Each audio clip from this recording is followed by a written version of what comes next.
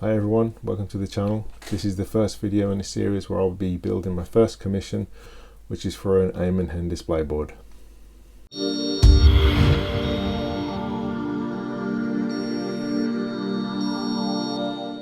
A friend of mine reached out to me because it's in a piece of work that I'd made during the time I was homeschooling with the kids.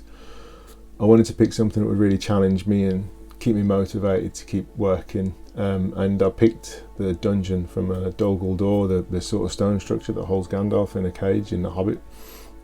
And he really liked this, and he reached out to me and he asked me if I would consider making a display board. And we started talking about the sort of things he was interested in. One of the things he really likes is Iron Heels dwarfs. That was quickly finished when I showed him how much they cost on the website. And then he also mentioned though that he likes Uruk-hai. So the first thing that I thought was, Helm's Deep. There'd be a lot of figures on it, and the terrain side would be okay, but it would be pretty massive as a single piece. And then so we started exploring it a bit more, and then we kind of hit on the idea of Amon Hen. Now Amon Hen's a great part of the story because it's you've got so much going on. There's the breaking of the Fellowship. Frodo makes a decision to take the ring to Mordor.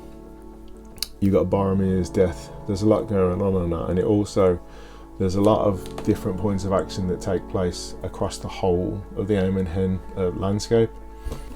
So you got the shore at the bottom where Frodo leaves, and Sam follows him, moving up slightly where most of the action takes place. There you've got Boromir's death, and most of the fighting goes on there. It's the same sort of area where Merry and Pippin get taken as well. Slightly further up the hill, you've got the huge structure with all the steps and stairs, the big stone structure. Up a little bit further, you've got the huge statue head. Then you've got the archways, and then right at the top of the hill, you've got the sea and seat. That's where Aragorn first takes on the horde of Uruk-hai. The archways is where Legolas and Gimli do a lot of the fighting. And like I say, down to the steps where Boromir dies, and then all the way to the shore. So the first thing I had to do was take a look at the whole action sequence and then break it apart into where each thing takes place and just lump them together basically. So again, you've got the shore at the bottom moving all the way to the top, and I made a video to show all of these things so I could reference it for the bits of terrain I need to make and anything else that stands out about the landscape. We'll have a look at that video now.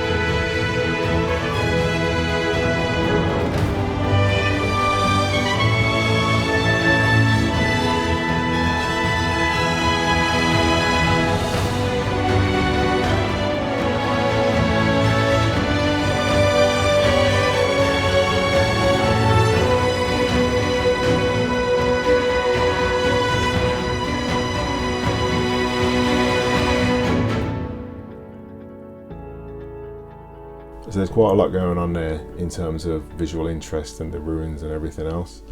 I'm gonna run the whole production in the same direction as the video. Basically, I'm gonna start at the bottom and work all the way to the top. First thing I'm gonna take a look at is the shore, the boats, the ruins, the rocks, the rock where Sam is asleep at the beginning and Gimli's talking, and then you've got little things like where Frodo comes out to the shore. You've got like another Numenorian style archway, broken pillar there as well.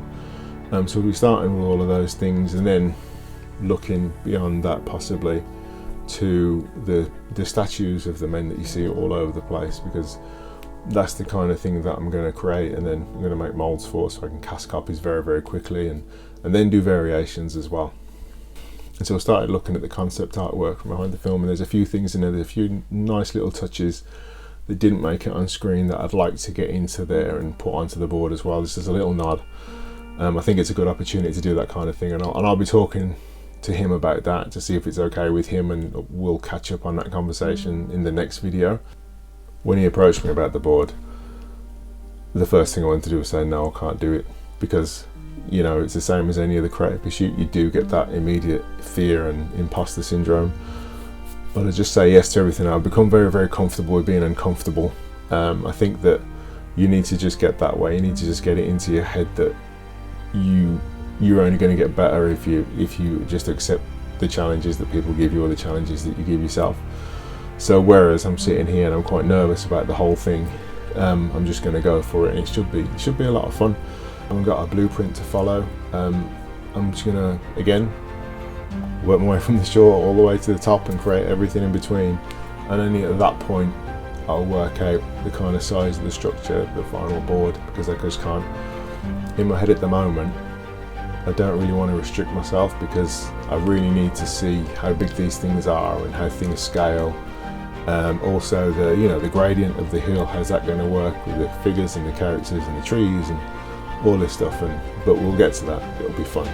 Lots and lots of challenging times, but a lot of fun as well.